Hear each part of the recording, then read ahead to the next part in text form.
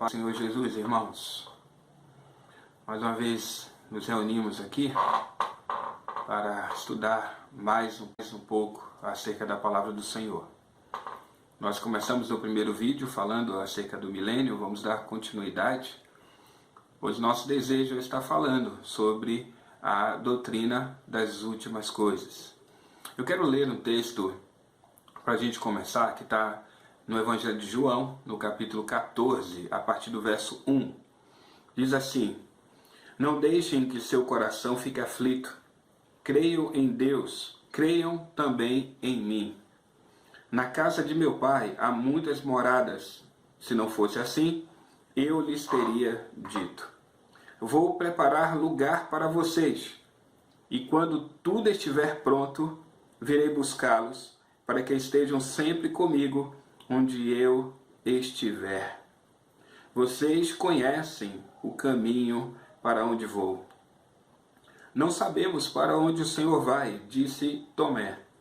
Como podemos conhecer o caminho?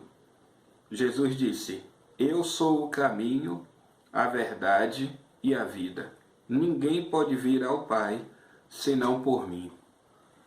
João capítulo 14, do verso 1 ao 6, lembrando que eu estou usando a nova versão transformadora, a NVT. Promessa maravilhosa do Senhor: preparar um lugar e voltar para nos buscar. Uma demanda grande que o Senhor coloca: segui-lo, porque Ele é o caminho, Ele é a verdade, Ele é a vida. E ninguém vem ao Pai se não for por Jesus. Ninguém vai ao Pai se não for por Jesus. Uma palavra maravilhosa do Senhor para nós. E também uma palavra que começa com uma promessa do Senhor, né? Uma promessa maravilhosa do Senhor para nós, né? Uma promessa que não deixa o nosso coração ficar aflito, não é? Eu vou preparar lugar e venho para te buscar. E ele diz então: não fique aflito o seu coração. Não se atemorize o seu coração. Assim como nós já citamos, né, o apóstolo Paulo, em 1 Tessalonicenses capítulo 4, quando ele fala da vinda do Senhor Jesus, ele diz: alegre o coração, né, dos outros, encoraje o coração dos outros, não é? Fortaleça o coração dos outros com essas palavras, né? Então Paulo fala ali para a gente estar motivando, encorajando, né? Exortando os nossos irmãos com essas palavras, as palavras que dizem respeito à volta do Senhor Jesus, né? E nesse texto aqui, citado pelo próprio Senhor, ele também diz, né, não fique aflito o seu coração, porque vou preparar lugar e volto para te buscar. Louvado seja o Senhor pela promessa da sua palavra.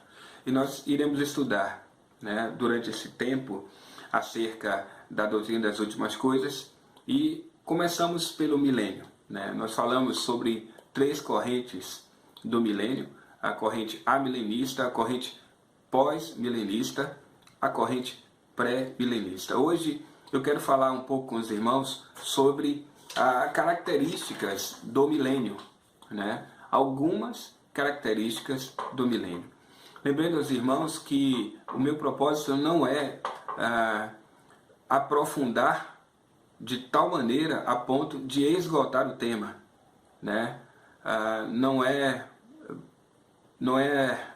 assim uma coisa que dá para a gente fazer, né, da maneira como estamos fazendo, não é? Então nós vamos buscar da melhor maneira possível passar para os irmãos um bom entendimento acerca desse assunto. Então eu vou citar aqui agora algumas características deste período milenar que nós encontramos na palavra de Deus, porque eu quero fundamentar algo com os irmãos, né? Nós estamos lançando fundamentos para a gente poder estar edificando. Falamos no primeiro vídeo um pouco, hoje a gente vai lançar mais um outro fundamento para que a gente possa começar a edificar. Paciência, irmãos. O assunto é vasto e nós vamos dar alguns passos para a gente estar entendendo, né, essa mensagem tão preciosa que está na palavra do Senhor. E o melhor, uma coisa eu garanto para você, meu irmão, quando nós terminarmos de fazer esse estudo da escatologia, a Bíblia não vai ser mais um livro tão grande para você, né? Porque eu creio que para muitos irmãos a Bíblia é um livro muito extenso, muito grande. Mas a escatologia, ela trabalha com toda a palavra de Deus, e aí você vai perceber, né, que a Bíblia não é tão grande assim, e que dá para você ter um entendimento muito forte e abençoador da palavra de Deus. Então, o milênio, ele traz algumas características que nós encontramos na palavra de Deus, né? Primeiro, no texto que a gente leu, que a gente citou já no primeiro vídeo de Apocalipse, no capítulo 20, ali o texto fala que o milênio ele tem uma duração de 1000 anos, que nós entendemos que é uma duração literal, né, de 1000 anos, um período realmente de 1000 anos. Assim nós entendemos, nós que seguimos a linha, né, pré-milenista, entendemos que é um período literal de 1000 anos. Já já nós vamos também entender isso.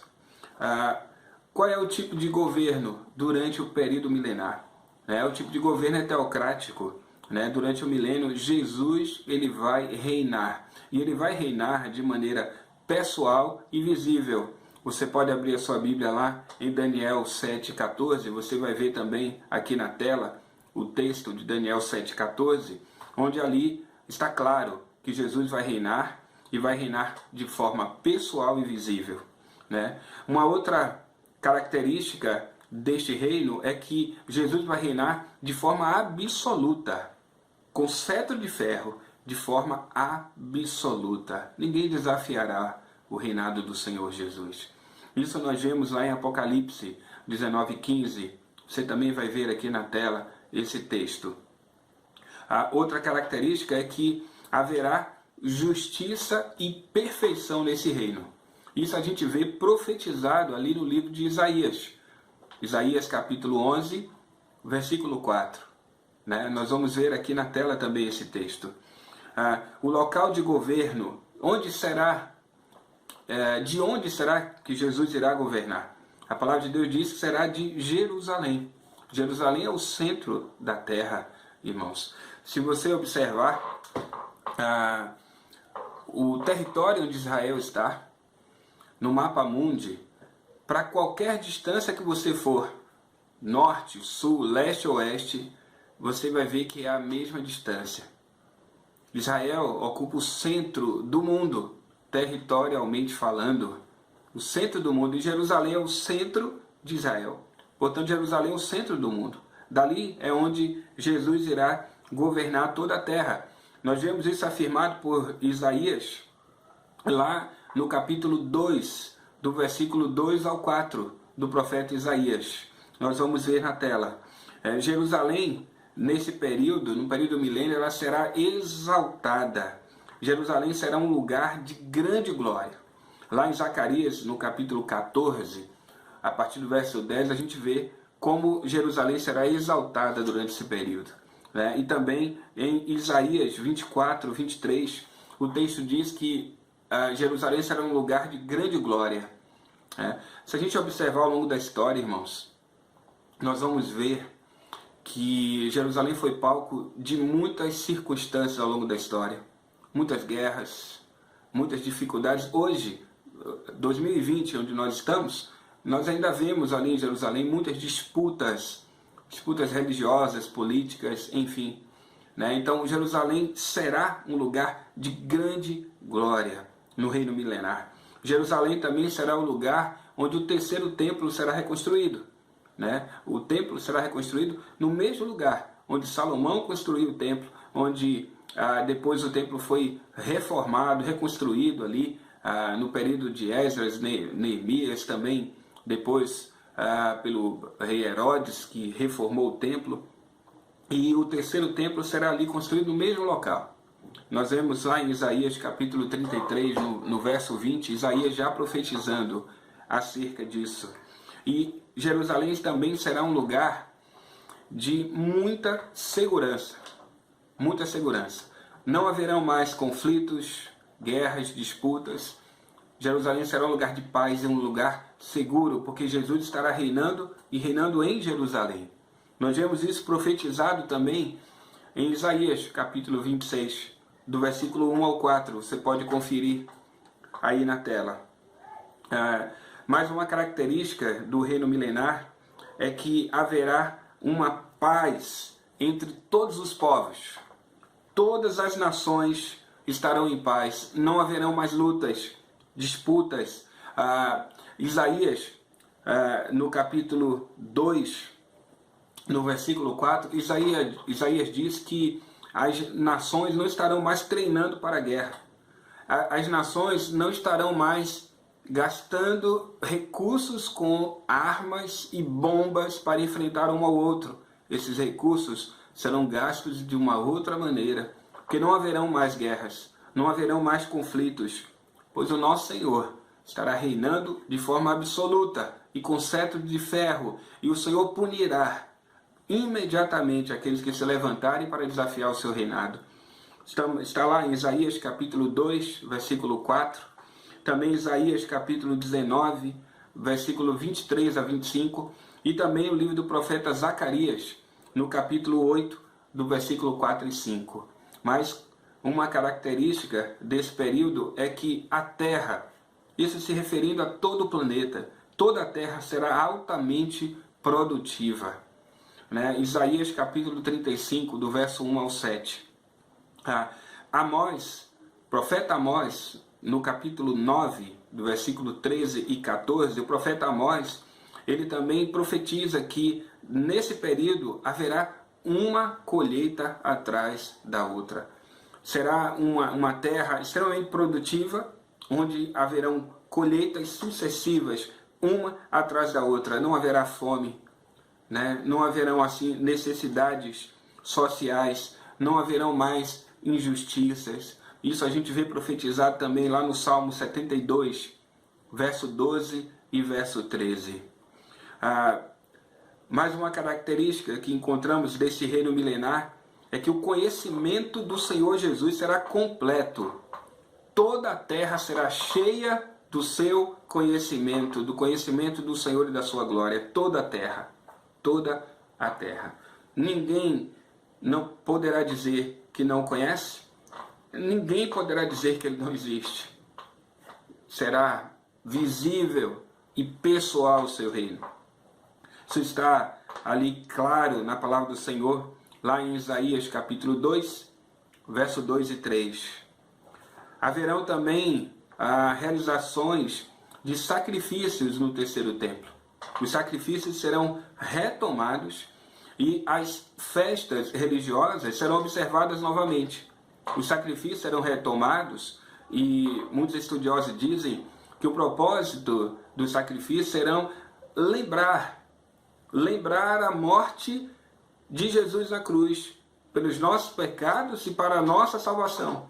Então, esses sacrifícios que serão realizados no terceiro templo durante o reino milenar, serão sacrifícios para lembrar, para rememorizar aquilo que Jesus fez por nós.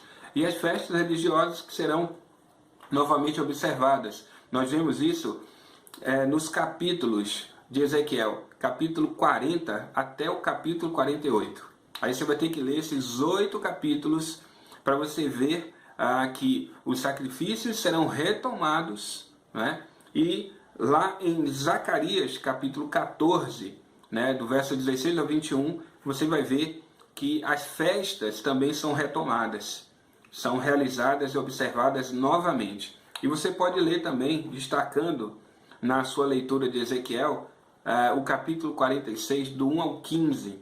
Eu quero destacar, quando você lê aí Ezequiel 40 a 48, os capítulos, eu quero destacar no capítulo 46, do 1 ao 15, você também vai ver os sacrifícios ali sendo retomados.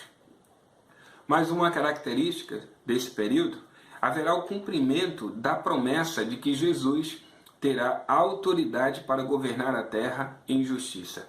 Isso está no Salmo 2, do verso 7 ao 8. Haverá esse cumprimento de que Jesus terá autoridade para governar a terra em justiça. Essa promessa do governo de Jesus, ela vai se cumprir na sua segunda vinda, onde Jesus é proclamado como sendo digno de abrir o livro e desatar os selos. Ele é o cordeiro que foi morto, mas que vive, e o leão da tribo de Judá, digno de abrir o livro e de desatar os selos. E aí o reino do mundo se tornará do Senhor Jesus para todo sempre. Aí você vê isso lá em Apocalipse capítulo 5, né? Jesus, o cordeiro que foi morto, o leão da tribo de Judá, digno de abrir o livro e desatar os selos. E Apocalipse 11:15, quando está ali, né, profetizado de que Jesus estará governando todo o mundo, e isso para todo sempre. Mas uma outra característica também desse período milenar, que está em Apocalipse no capítulo 20, versículo 2, é que Satanás estará preso durante esse período de 1000 anos, irmãos. Então, eu queria que você observasse essas características, porque diante dessas características que eu citei aqui para você, a gente precisa discutir acerca das 3 correntes que são pregadas hoje. E quero dizer para você, meu irmão, que, querendo ou não, você está dentro de uma dessas correntes. Ou a milenista, ou pós-milenista, ou pré-milenista. Então eu te pergunto, qual é a corrente que você está? Qual é o pensamento que você tem acerca desse assunto que é bíblico, que está na palavra de Deus e que envolve a sua vida, que é o seu futuro, o meu futuro, o nosso futuro? Esse entendimento eu quero muito que você tenha, meu irmão, minha irmã. Então, baseado em todas essas características que eu citei aqui para você, meu irmão, eu quero colocar apenas alguns pensamentos dentro da corrente pré-milenista, pré-milenista não, dentro da corrente amilenista e dentro da corrente pós-milenista. Porque a corrente que vamos estudar é a pré-milenista. Nós vamos falar sobre isso depois.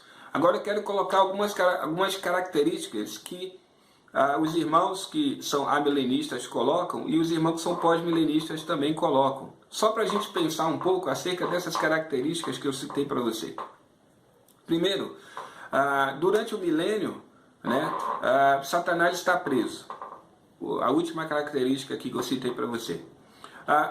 Os irmãos amilenistas, como nós vimos no primeiro vídeo, o termo amilenista quer dizer que não há milênio, sem milênio, porque a é um prefixo que é um prefixo de negação.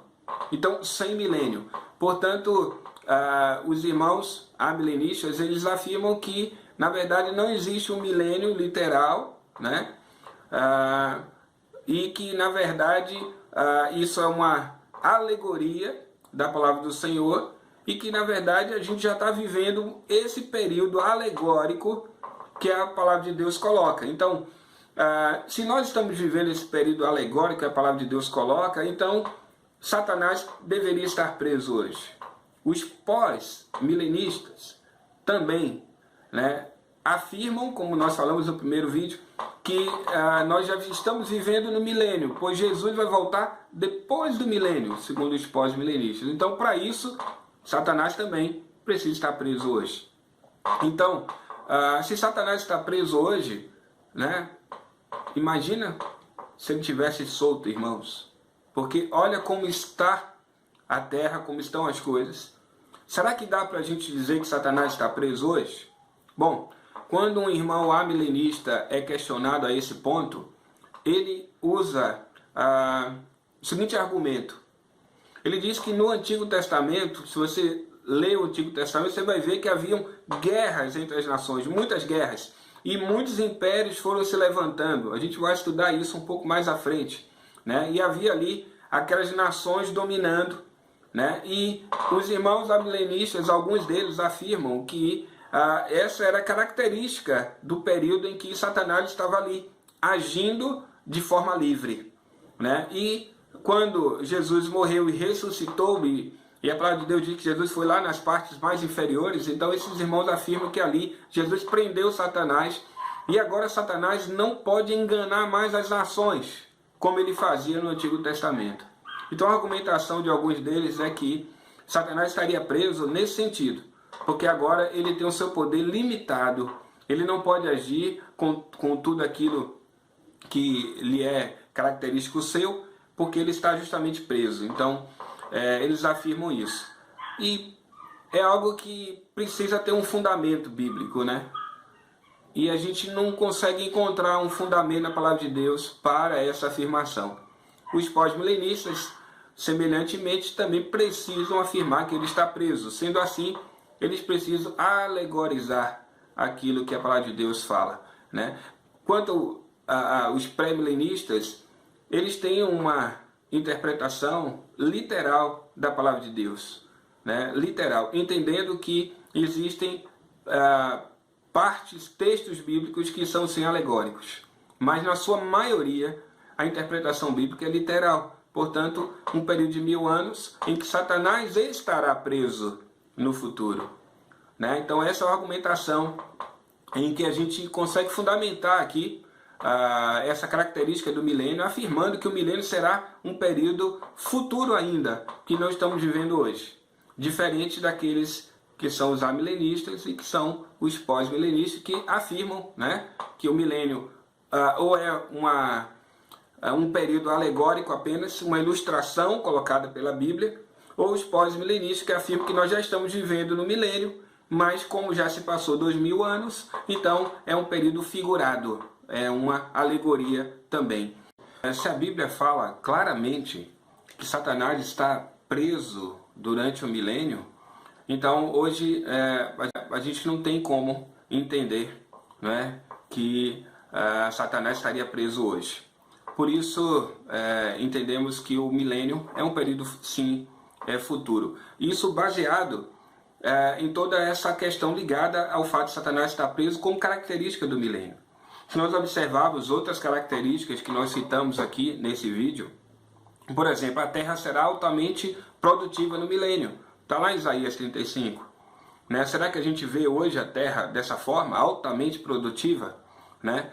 Uma colheita sucedendo a outra. Né? Não haverá mais necessidades sociais, não haverá mais injustiças. Será que temos visto isso hoje? Né? Será que temos visto isso hoje? Temos visto também o Senhor Jesus reinando pessoalmente aqui na terra. Por exemplo, os pós-milenistas, né, eles afirmam esse reinado de Jesus. Eles afirmam que Jesus está reinando do céu e a igreja reinando na terra. Para que eles fundamentem esse período de reinado do Senhor, eles afirmam que a igreja reina aqui na terra e que Jesus reina no céu, né? E aí, infelizmente, muitos estudiosos afirmam que este pensamento, esta linha de pensamento, é responsável pelo surgimento da teologia da prosperidade. Por quê? Porque a igreja precisa reinar. E eles afirmam então que a igreja reina e reina de forma material, como uma igreja rica, como uma igreja poderosa. Mas se nós analisarmos, irmãos, este não é o sentido de reinado que a palavra de Deus coloca. O Senhor não coloca os bens, ele não exalta os bens materiais. Portanto, não é esse reinado que o Senhor promete para a sua igreja, e nem esse é o reinado messiânico, que é o reinado do milênio.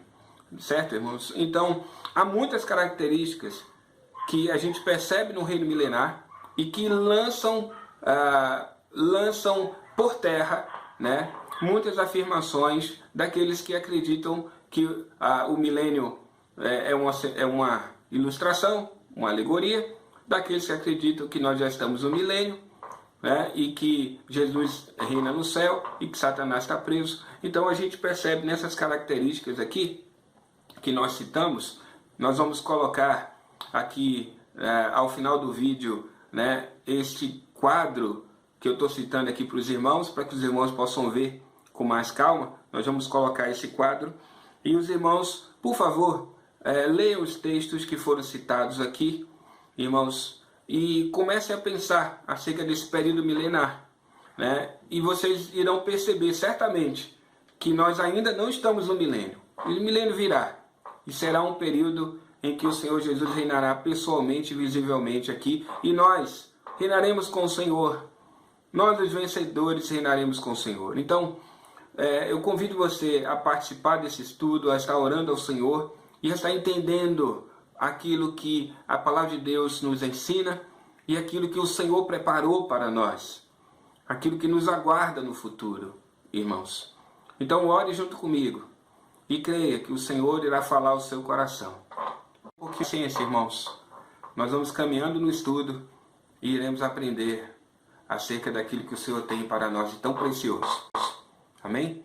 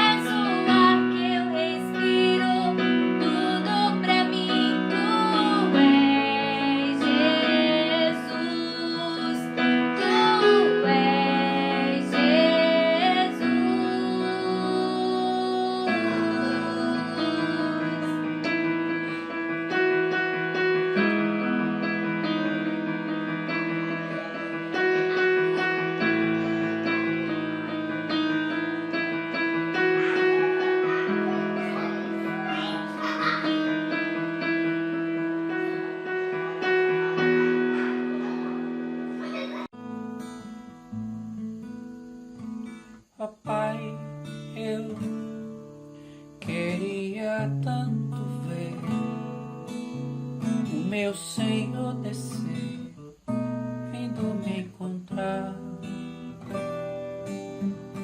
Eu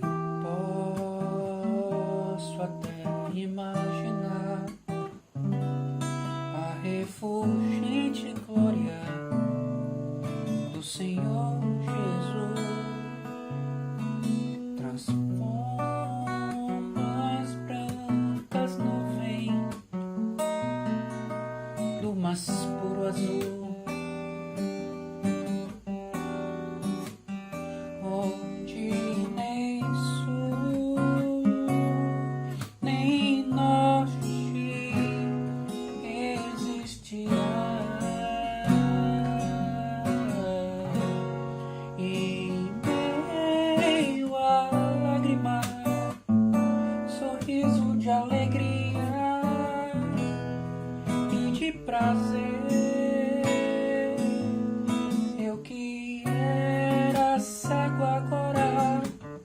posso ver, contemplar, enfim. Por isso eu canto glória, glória, glória ao autor da minha fé. Glória, glória ao autor da minha fé. Papai, eu queria tanto, tanto ouvir o som que vai abrir o encontro triunfal. Rever amigos que um dia em Cristo foram feitos meus irmãos, e agora sim podemos dar as mãos, pois temos todos somente um só Senhor. És o consolo que envolve a minha vida, o meu Senhor Jesus, que foi morto sim naquela cruz, voltará, voltará, enfim. Por isso eu canto glória, glória, glória ao